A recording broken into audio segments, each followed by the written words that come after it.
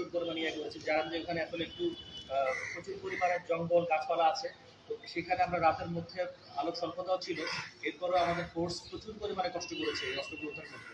কারণ তারা আমাদের উপস্থিতি পেয়ে এগুলো কিন্তু বিভিন্ন জায়গায় বিভিন্নভাবে তারা কিন্তু ফেলে দিয়েছিল। তো সেগুলো আমরা প্রচুর খোঁজাখুঁজি করে এই অস্ত্রগুলো উদ্ধার করেছি।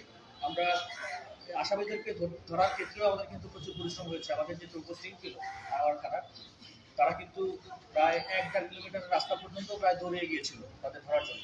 আমরা মোটামুটি 7 জনকে ধরতে পেরেছি। আমরা আশা করি যে অন্য যারা ছিল, কিছু যারা ছিল, আমরা জিজ্ঞাসাবাদের মাধ্যমে, তদন্তের মাধ্যমে আমরা পরবর্তীতে তাদের নামগুলো বের করতে পারবো এবং পরবর্তীতে আমরা গ্রেপ্তার করতে সক্ষম হবো। আশা করি তার সাথে একটু আমরা অ্যাড করবো,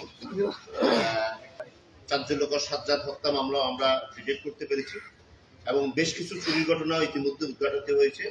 এবং গতকালকে রাত্রে আমাদের যে টিম গোপন সংবাদের ভিত্তিতে কালীগঞ্জ ব্রিজ থেকে যে বিপুল পরিমাণ দেশীয় অস্ত্র, এলজি, আগ্নেয়াস্ত্র সহ ডাকাত সদস্য, মোট 7 জন ডাকাত সদস্যদেরকে গ্রেপ্তার করতে সক্ষম হয়েছে। এই ধারা অব্যাহত থাকবে এবং আমরা আপনাদের মাধ্যমে এই জনগণকে মেসেজ দিতে চাই, তারা যে কোনো সংবাদ আমাদেরকে জানালে আমরা তথ্য গোপন রাখবো এবং ইনফরমেশন যিনি দিচ্ছেন সেই ওনার সুরক্ষার ব্যবস্থা করব। পাশাপাশি আমাদের এই সন্ত্রাস বিরোধী যে অভিযান, যে অস্ত্র মাদকের বিরুদ্ধে যে অভিযান, এটা চলমান থাকবে এবং আমরা আনোয়ারাবাসীকে এটাতে স্বাগত জানাচ্ছি যে আমাদেরকে প্রত্যেক দিন যেন তারা সার্বক্ষণিক সহযোগিতা করে।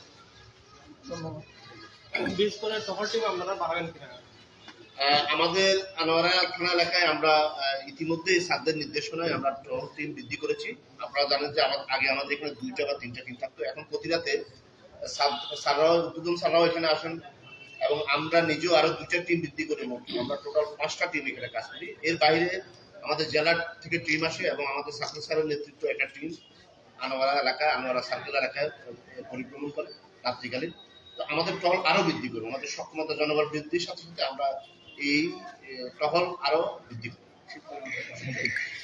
এবং শীতের কারণ আপনারা জানেন যে এখানে অপরাধ প্রবণতা বৃদ্ধি পায়। শীতকে সামনে রেখে আমাদের এখানে আমরা আমাদের এই আইনশৃঙ্খলা পরিস্থিতিকে নিয়ন্ত্রণ রাখার জন্য আমরা নতুন করে আমাদের প্রোগ্রাম সাজাচ্ছি। সেই অনুযায়ী এলাকার টহল অব্যাহত থাকবে এবং জনগণ নিরাপদে নিরবিচ্ছিন্নভাবে এখানে বসবাস করতে পারবে। ধন্যবাদ সবাই।